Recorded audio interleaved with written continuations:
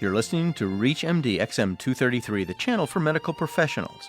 Welcome to the Clinicians Roundtable. I'm Dr. Maurice Pickard, your host, and with me today is Dr. Joel Kaplan, Chairman of the Board of the Chicago Lighthouse for people who are blind and visually impaired. Dr. Kaplan is also a retinal specialist. Thank you, Dr. Kaplan, for joining us today. Thank you for having me. Today we're going to discuss this very interesting institution that's been in Chicago for over 101 years that provides help to the visually impaired.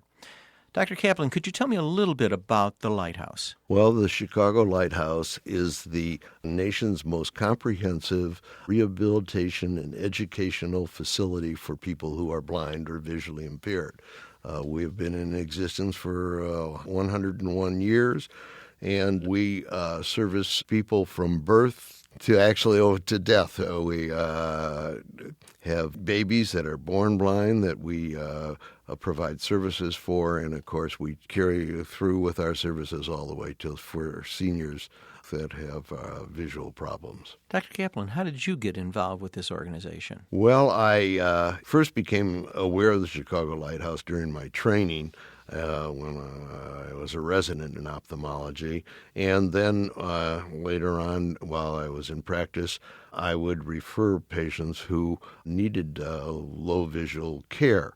And after I retired, I decided to become more involved with the institution. I would like to say that the institution does not provide any actual medical care or anything, but we provide services for people who we often say are left behind, and we just try to support them so that they are, if they're young enough to work and have employment, or else just to improve their general self-satisfaction with their life. What are some of the programs that enrich these people's lives? Well, starting from our early age, we have our Birth to 3 program where we provide services for children that are born blind. These children usually have only the single disability, and we start sending teachers to the home when the child is approximately 4 months old, or maybe even younger, because we want to first educate the parent, and then we work with the child in the home so that they can eventually mainstream in the regular schools.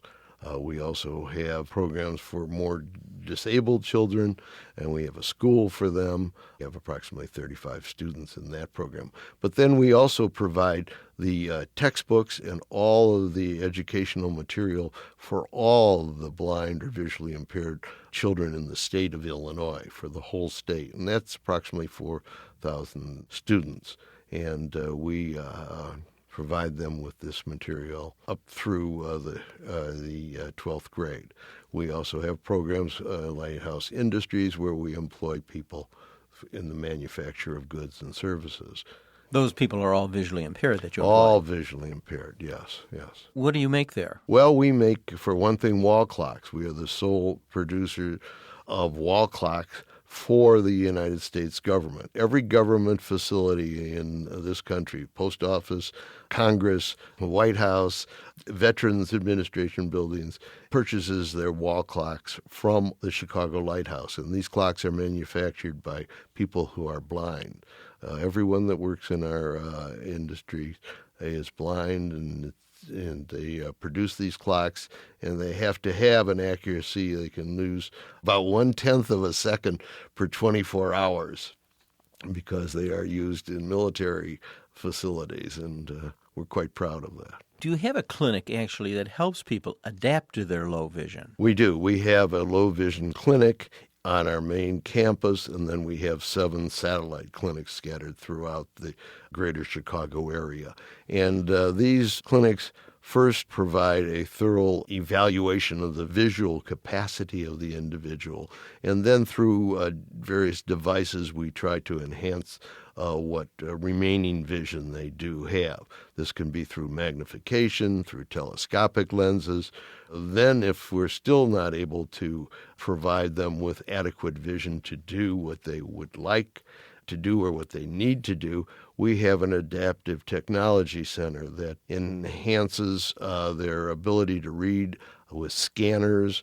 They can either enlarge the print or actually change the print to voice, And then we do have a whole computer program where we teach people to use computers even if they might be totally blind. If you've just joined us, you're listening to ReachMD XM 233, the channel for medical professionals. I'm your host, Dr. Maurice Pickard, and with me today is Dr. Joel Kaplan, retinal specialist and chairman of the board of the Chicago Lighthouse. And we're talking about the various aids and techniques that have come into play to help the visually impaired. It's probably not uncommon for somebody who is beginning to lose his vision and recognize it not to tell his employer. Are you the type of person he might contact while he struggles with his gradually increasing disability? Absolutely, and we have a program that we go out to the corporations and businesses in Chicago, and we always say to them, it's not if you have an employee who needs our help,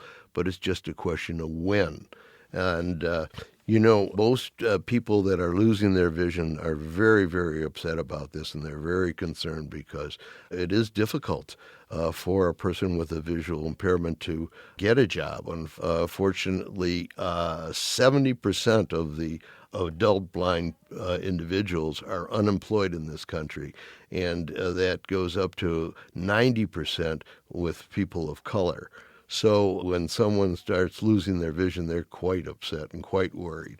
And what we do is we're able to, if they're doing office work, by the way, if they're doing that, we can come in with our adaptive technology center workers and provide their computer with all different programs so that they can continue working to enlarge the font so they can see better, to have visual and voice-activated combinations. And we are able to save many, many people to save their jobs, and we have done that. Plus, the fact we have an employment agency that just this past year we were able to place 125 blind people with jobs in the greater Chicago area. Those statistics are shocking. Do you think that there is still discrimination against the visually impaired? Oh, no question about it. I don't think it's as great as it was, or maybe it's not as overt, but I do believe that it's still out there. And the liability factor is something that all corporations are very concerned about. And if a person is blind or visually impaired, that it just increases that concern. Can your organization or any national eye association work with the insurance industry? We try to, and I don't know that we've been very successful with it or in changing their attitude, but we are constantly trying to do that. Are you an advocate for, in a political sense, for the visually impaired? Oh, yes, greatly. What form does that take? Well, the interesting forms about it is that just to try to maintain the allotment of money that the state governments and the federal government are providing for agencies such as ours. There is such a need for money because we have more people that we have to service, and also the government are always reducing their funding and their amounts of allocations. And so we have to take a large amount of time to have political access and everything. Just with our instructional material center, that center that I was telling you about that provided books and devices for school children. 2 years ago, the state reduced our budget by 50%. And we had to go down and lobby for days and weeks almost to try to get that money back. And we didn't at that time, but we were fortunate to get a grant from a private foundation that supplemented our budget and matched the amount that we had lost. And then this past year, we went back to the state and had the full amount reinstated. Where is it the rest of your funding come from? Well, we get government funds, we get state funds, we get grants from private foundations, and our industries also brings money in, and then, of course, private charitable donations. So we figure that we get approximately 1/4 from government funding, we get about 1/4 from private foundations, and we get 1/4 from the sale of our products, and then 1/4 from individuals. This is a national problem, and our audience is a national one, how can people, doctors as well as patients who may be listening, get the kind of information that you would offer them? Well, they can do two things. They can go to our website, or they can call the Chicago Lighthouse directly.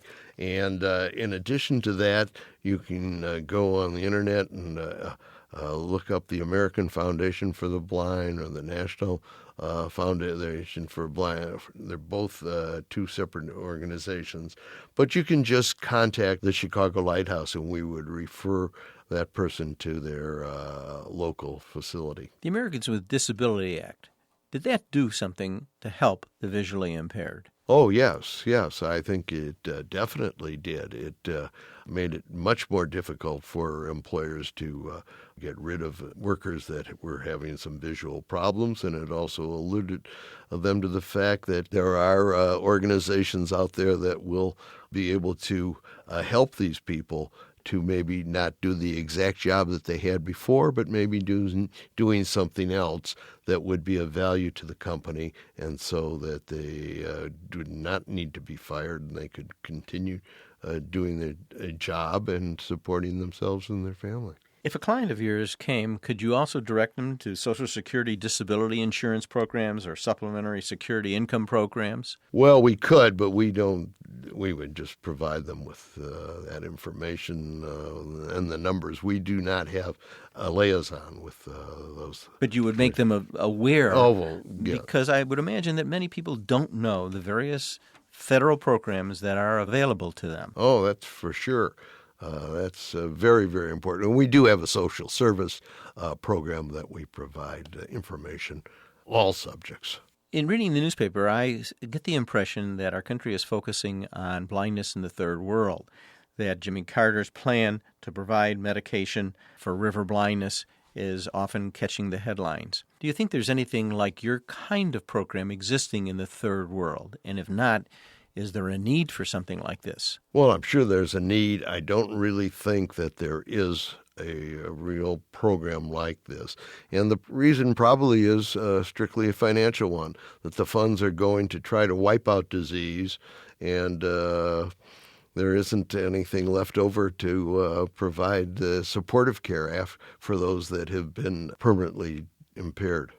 I want to thank Dr. Joel Kaplan, who's been our guest, and we've been discussing Lighthouse of Chicago, an institution to help the visually impaired. I'm Dr. Maurice Pickard, and you've been listening to the Clinicians Roundtable of REACH MD-XM 233, the channel for medical professionals. For comments and questions, send your emails to xm@reachmd.com. Thank you for listening.